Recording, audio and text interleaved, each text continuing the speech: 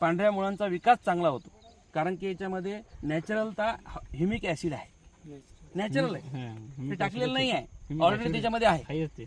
पांढऱ्या मुळांचा विकास होतो. याच्यामध्ये ऑर्गॅनिक कार्बन असल्यामुळे जीवाणूंचं हे खाद्य आहे, आणि जीवाणूंचं खाद्य मिळाल्यामुळे जीवाणू संख्या काय होते, वाढते. दुसरी फायदा हा झाला. तिसरा फायदा, जीवाणू संख्या वाढली की आपल्या जमिनीमध्ये जे काही अन्नद्रव्य पडलेले आहेत ते पिकांना मिळण्यासाठी हे जीवाणू काय करतात, मदत करतात.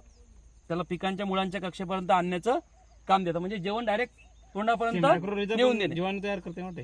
हा, सांगतो तुम्हाला, त्याचं नंतर सांगतो. याच्यामध्ये अजून फायदा, जमीन जी आपली कडक होत चालली ती भुसभुशीत होणार.